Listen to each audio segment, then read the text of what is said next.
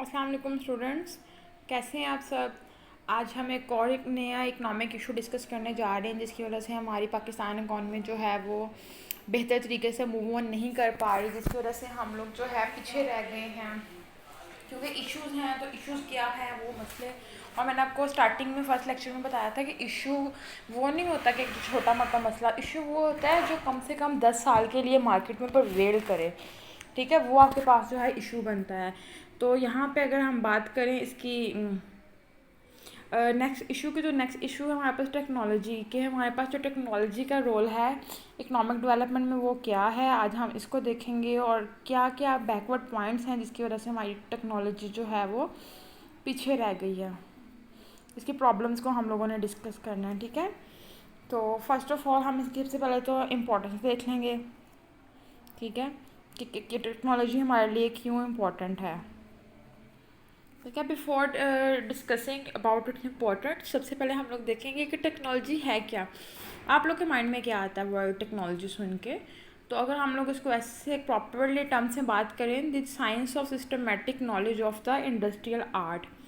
तो ये हमारे पास एक रिकॉर्ड है जो कि हमारे पास इंडस्ट्रियल आर्ट के इंडस्ट्री जितना भी काम कर रही हैं उनका जो एक आर्ट वर्क बाहर आता है हमारे पास, वो हमारे पास टेक्नोलॉजी कंसिडर किया जाता है। ठीक है, टेक्नोलॉजी हमारे पास दो तरह की होती है।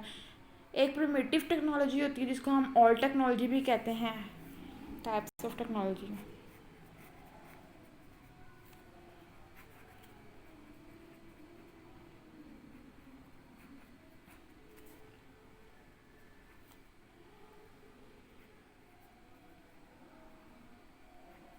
प्रिमिटिव टेक्नोलॉजी, ठीक है, इसको आप ऑल टेक्नोलॉजी भी कह सकते हो। Next one is latest technology, means modern technology.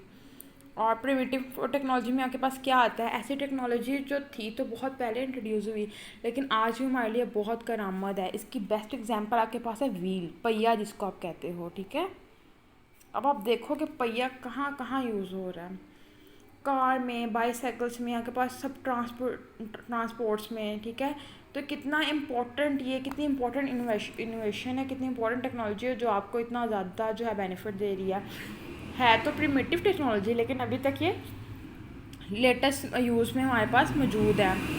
Next is latest और मॉडर्न टेक्नोलॉजी। लेटेस्ट और मॉडर्न टेक्नोलॉजी में आपके पास क्या आ सकता है, मोबाइल फ़ोन्स भी नहीं आप कह सकते, बिल्कुल लेटेस्ट इन्वर्टर्स जो हमारे पास आ गए हैं। ठीक है, इन्वर्टर एसीज़ को आप लेटेस्ट टेक्नोलॉजी में कंसीडर कर सकते हो। या फिर रिसेंटली आपके पास एक मून साइटिंग जो है वो इन्वेंशन हुई है। ठीक है, मुझे नेम नहीं याद वो किसने की है, तो आप उस इन्वेंशन को कंसीडर कर सकते हो। ठीक है, लेटेस्ट जितनी भी आपके पास इन्वेंशन हो रही हैं। और इसको हम लोग इम्पोर्टेंस की बात करते हैं। इम्पोर्टेंस क्या है, सबसे पहले जो टेक्नोलॉजी है हमारे पास इंक्रीज़ करती है हमारी प्रोडक्शन को। जब भी हम कोई लेटेस्ट टेक्नोलॉजी यूज़ करते हैं तो हमारी प्रोडक्शन इंक्रीज़ होती है। जहाँ पे पहले हम हाथ से कपड़े सी रहे थे, अब हम स्विंग मशीन से अगर सिएंगे तो डेफिनेटली जहाँ पे मैं हाथ से दिन में 1 या 2 सी रही थी, अब मैं 4 से 5 सी सकती हूँ। ठीक है, तो आपकी जो है प्रोडक्शन जो है वो इंक्रीज़ होती है, आपके सारे फैक्टर ऑफ प्रोडक्शन जो है वो इंक्रीज़ होते हैं, लैंड, लेबर, कैपिटल, ऑर्गेनाइजेशन, सबके ऊपर बहुत ज़्यादा इसका एक पॉजिटिव इम्पैक्ट देखने में आता है। सेकंड, सेक्टरल ग्रोथ होती है। अगर टेक्नोलॉजी जिस सेक्टर से रेलिवेंट जो है वो हो रही है वहाँ पे डेफिनेटली वो आपके पास जो है ग्रो करेगी। अगर हम बात करें ट्रैक्टर्स की, ठीक है, तो ट्रैक्टर्स ने क्या, ट्रैक्टर से कल्टीवेशन का जो प्रोसीजर है वो फास्ट हो गया। मैं टिकटॉक पे ही देख रही थी, जस्ट 1 मिनट।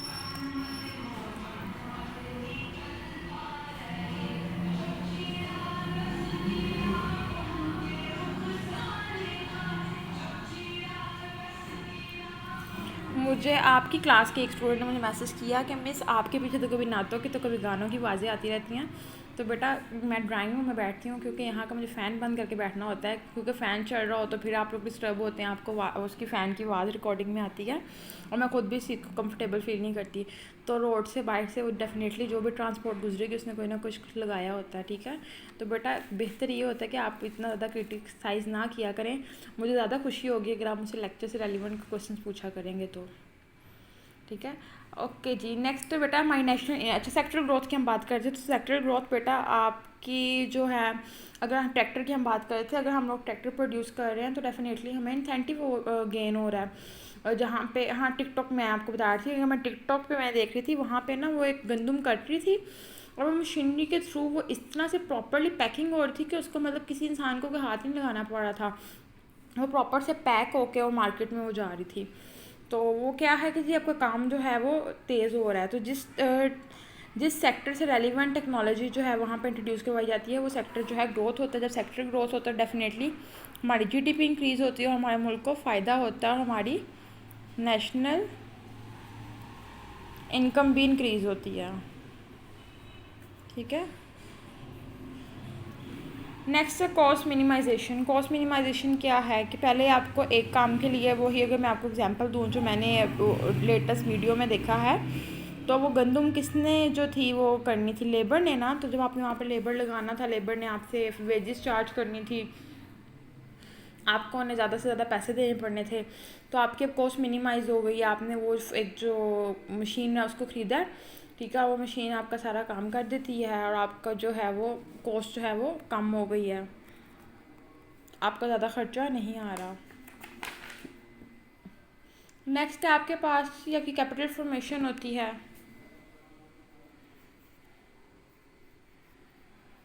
जब आप ज़्यादा अच्छा काम कर पाते हो तो डेफिनेटली आप ज़्यादा कैपिटल जो है वो गेन कर पाते हो। ठीक है। उसके बाद आपके पास नेक्स्ट पॉइंट आया था, आपकी क्वालिटी बेहतर होती है। ठीक है। एक काम जो आप एक हाथ से कर रहे हो और एक काम जो आप मशीनरी से कर रहे हो, तो कौन सा काम बेहतर रहेगा। अगर हम एक कैलकुलेशन की बात करें, मैं डिफरेंट कैलकुलेशन कर रही हूँ तो डेफिनेटली ह्यूमन एरर है, इंसान से गलतियाँ हो जाती हैं, तो वो आपके पास प्रॉब्लम आ जाती है आपके उसमें। लेकिन आप बेटर क्वालिटी के लिए आप लोग कैलकुलेटर यूज़ कर रहे होते हो, ठीक है, तो वो आपके पास ज़्यादा बेहतर काम आ रहा होता है। कर तो वो भी इंसान ही रहा है, लेकिन वो क्या है, टेक्नोलॉजी भी साथ इन्वॉल्व हो गई है। टेक्नोलॉजी इन्वॉल्व हो गई है, डेफिनेटली वो आपका काम बेहतर हो गया।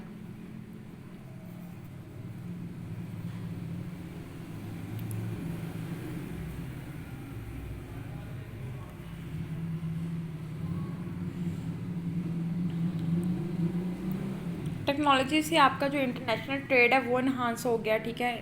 इंटरनेशनल ट्रेड इन्हांस हो गया। आपके पास जो मॉडर्न मशीनरी है, अगर आपकी कंट्री को इन्वेंशन कर लेती है तो डेफिनेटली वो, बल्कि हम लोग इसको रिवर्स करते हैं, अगर बाहर की कंट्री को इन्वेंशन करती है, अगर मोबाइल फ़ोन की इन्वेंशन की हम बात करें तो इन्वेंशन होगी। ठीक है। अब मोबाइल फ़ोन नोकिया जो था, ठीक है, फर्स्ट जिस कंट्री ने जो इंट्रोड्यूस करवाया, ठीक है, जब सबको पता लग गया कि एक ऐसा जो हमारे पास टूल है वो इंट्रोड्यूस हो गया जिसके थ्रू हम लोग कम्युनिकेशन कर सकते हैं ऑल ओवर द वर्ल्ड। ठीक है। तो वो उस कम्युनिकेशन टूल को लेकर सब ने उसको बाय करने की कोशिश की। ठीक है। जब बाय करने की कोशिश की तो क्या उसके रिजल्ट्स हमारे पास सामने आए।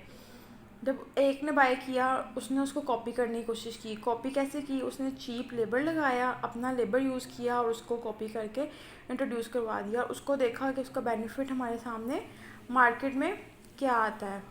तो सेम जब आपके पास कोई टेक्नोलॉजी किसी भी कंट्री की आप देखते हो तो आप लोग उसको कॉपी करने की कोशिश करते हो और उससे बेनिफिट लेते हो। तो ये भी इसकी इम्पोर्टेंस है कि आप जब कोई टेक्नोलॉजी आती है तो आप उस टेक्नोलॉजी को अपनी जो लेबर है उसको यूटिलाइज़ करके बनाने की कोशिश करते हो।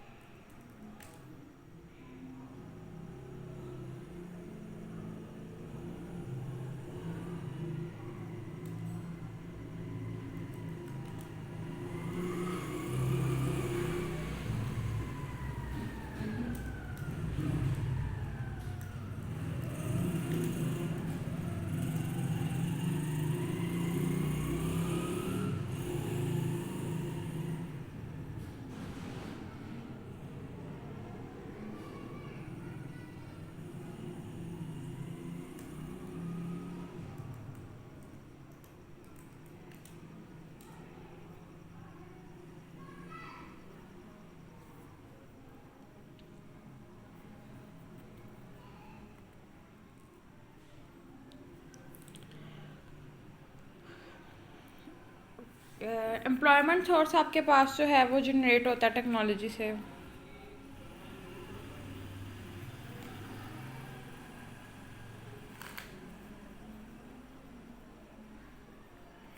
ठीक है, और अब हम चलते हैं इसकी प्रॉब्लम्स की तरफ कि मेजर हमारे पास क्या क्या प्रॉब्लम्स हैं जिसकी वजह से पाकिस्तान में टेक्नोलॉजी नहीं इंट्रोड्यूस हो पा रही और हम लोग जो है ग्रोथ की तरफ नहीं जा रहे हैं।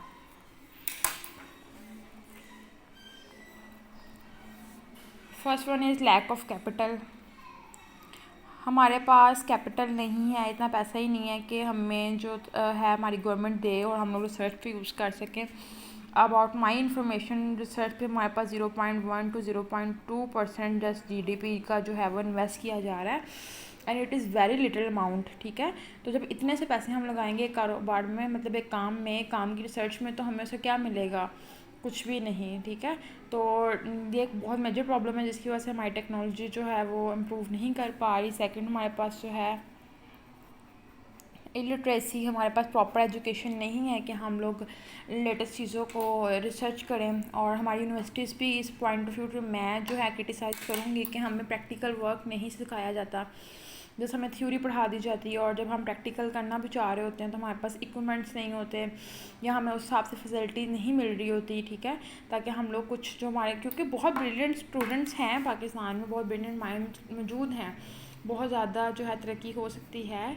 और आपने सुना होगा कि पाकिस्तान जो है यूथ कंट्री भी कंसीडर की जाती है, पाकिस्तान के जो यूथ है बहुत ज़्यादा है। ठीक है, लेकिन क्या है, अनफॉर्चुनेटली हमारे पास इतने ज़्यादा इक्विपमेंट नहीं है, इतनी ज़्यादा हमें सहूलियात नहीं है जिसकी वजह से हम लोग जो है वो अब टेक्नोलॉजी को इम्प्रूव कर पाएँ। Next is brain drain. Brain drain का कॉन्सेप्ट मैंने आपको पहले भी बताया हुआ है। ब्रेन ड्रेन कहते हैं movement of skilled and intelligent labor towards foreign countries.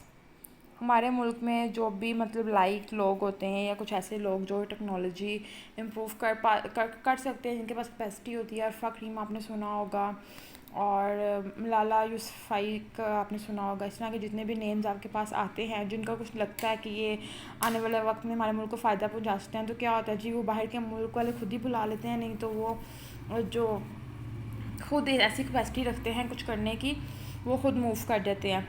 Recently मैं पढ़ी थी कोरोना की जो वैक्सीनेशन बनाई है वो एक पाकिस्तानी साइंटिस्ट ने बनाई है, लेकिन कहाँ बनाई है? यूएसए में। तो नाम किसका हो गया? यूएसए का हो गया। ठीक है, तो ये भी हमारे पास एक बहुत ज़्यादा बैकवर्ड पॉइंट है। नेक्स्ट हमारे पास लिमिटेड मार्केट्स। हमारी मार्केट्स के जो साइज़ है बहुत ज़्यादा छोटे हैं। ठीक है, लिमिटेड मार्केट्स हैं, हम लोग इतना ज़्यादा इन्हांस नहीं कर पाते अपनी मार्केट्स को।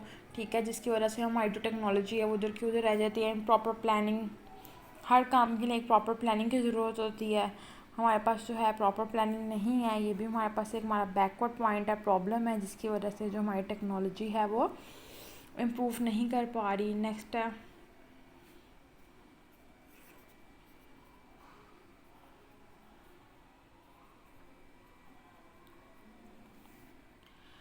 हमारी जो सोसाइटी है वो कन्वर्टिज़म है। ठीक है, हमारे जो लोग हैं वो चेंज ही नहीं चाहते अपनी लाइफ में, वो कहते हैं बस जो है ठीक है जी, ये ग्लास पानी का है तो बस इसी पानी के ग्लास तक ही हमने रहना है, हमें कोई लेटेस्ट चीज़ नहीं चाहिए। इवन हम लोग इतने ज़्यादा रिजर्व हैं अपने लाइफस्टाइल के साथ कि घर में भी मतलब एक चेयर इधर की उधर की सेटिंग चेंज कर दी जाए ना, वो एक सोफ़ा अगर इधर पड़ा हुआ है तो इधर को उठा के हम लोग अगर उसको राइट से लेफ़्ट कर दें, ठीक है, तो घर में मतलब बाहर गए हुए सब जो आएंगे ना बारी बारी पूछेगा, मामा ये सोफ़ा इधर क्यों किया है? ठीक है, पापा ये सोफ़ा इधर क्यों किया, ये ऐसे क्यों किया? हर बंदा वो सवाल करेगा। आप लोग खुद ये, इवन आप भी खुद बाहर गए होगे इंक्लूडिंग मी, क्योंकि हम लोग एक रिजर्व हो चुके हैं। हम लोग अपनी चीज़ अपनी लाइफ में कुछ नया चाहते ही नहीं है। हम लोगों ने अपनी लाइफ को इतना को बाउंड कर लिया कि हम लोग कह रहे हैं बस हम जो है ना हम इधर ही हैं, हमें कुछ नया चाहिए ही नहीं। हम लोग अपने माइंड को, अपनी एनर्जी को, अपने कैपिटल को, किसी चीज़ को भी चेंज ही नहीं करना चाह रहे। हमारा लाइफस्टाइल ही एक जगह पर स्टक हुआ हुआ है। तो ये भी हमारा एक बहुत ज़्यादा बैकवर्ड पॉइंट है कि हम लोग अपनी लाइफ में जो है टेक्नोलॉजी खुद ही नहीं ला रहे हैं। ठीक है, हमें अपने ओल्ड मैनर्स और ओल्ड ट्रेडिशंस जो हैं वो इतने पसंद आ गए हैं कि हम लोग नई चीज़ों की तरफ जा ही नहीं पा रहे, हम लोग उसको रिस्ट्रिक्ट किया हुआ हम लोगों ने।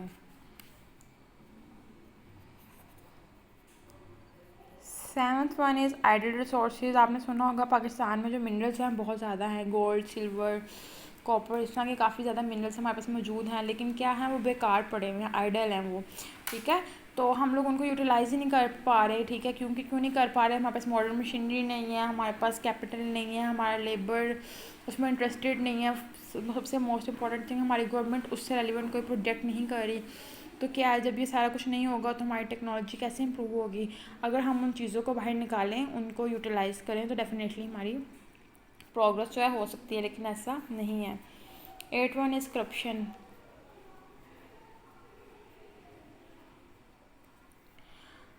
करप्शन है, अगर कोई काम, कोई प्रोसीजर जो है गवर्नमेंट अगर स्टार्ट कर भी देती है, आप सुना होगा आप लोगों ने रिसेंटली ये यूथ प्रोग्राम जो है गवर्नमेंट ला रही है, डिफरेंट यूनिवर्सिटीज़ जो है आपको 3 मंथ्स का शॉर्ट कोर्स करवा रही हैं, आई थिंक 6 मंथ्स का भी करवा रही हैं।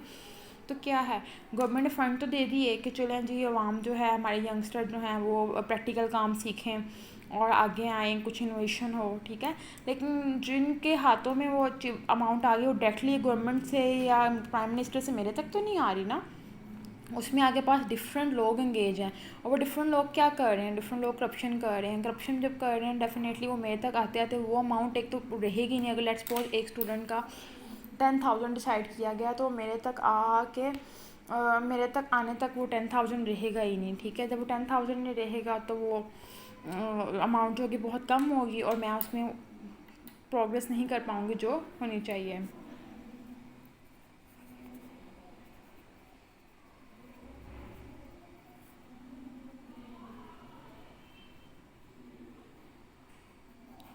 इकोनॉमिक इंस्टेबिलिटी है हमारे पास, ठीक है। तो इकोनॉमिक इंस्टेबिलिटी से मुराद है हमारी इकोनॉमिक कंडीशन जो है वो स्टेबल नहीं है, उसमें अप एंड डाउन्स काफ़ी ज़्यादा आते हैं। कभी कोई पार्टी के इन्वॉल्वमेंट, कभी कोई पार्टी के इन्वॉल्वमेंट, अगर कोई प्रोसीजर स्टार्ट हुआ भी होता है तो क्या होता है, वो नेक्स्ट गवर्नमेंट आके उसको रोक देती है, जिसकी वजह से हमें बहुत ज़्यादा जो है वो प्रॉब्लम्स फेस करनी पड़ती हैं। ये भी हमारे पास एक मेजर हर्डल है, जिसकी वजह से हमारी कंट्री की जो डेवलपमेंट है, जो टेक्नोलॉजी है, वो फास्ट नहीं हो पा रही।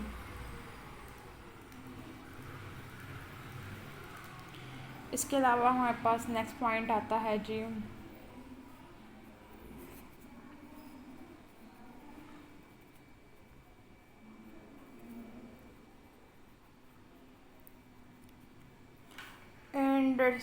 Industrial weakness. इंडस्ट्रियल वीकनेस हमारे पास क्या है कि हमारी जो इंडस्ट्रियल सेक्टर हैं वो इतने ज़्यादा स्ट्रॉन्ग नहीं है, ठीक है। या फिर मतलब सबसे मेजर इशू तो वहाँ पे आपके पास आ जाता है इलेक्ट्रिसिटी का, कि जितनी इलेक्ट्रिसिटी पाकिस्तान में जाती है तो वहाँ पे वो क्या बेचारे नया इंट्रोड्यूस करें और कितना वो मतलब वो एक काम को स्टेबल करने की कोशिश करें। तो बेसिकली हमारे पास हर्डल ये भी आता है कि हमारे जो इंडस्ट्रियल सेक्टर्स हैं वो इतने ज़्यादा स्ट्रॉन्ग नहीं हैं कि वो टेक्नोलॉजी को इम्प्रूव कर पाएँ या टेक्नोलॉजी के ऊपर काम कर पाएँ, या उनके पास इतने फंड्स भी नहीं हैं, ठीक है। तो ये आपके पास मेजर हर्डल्स हैं, ठीक है।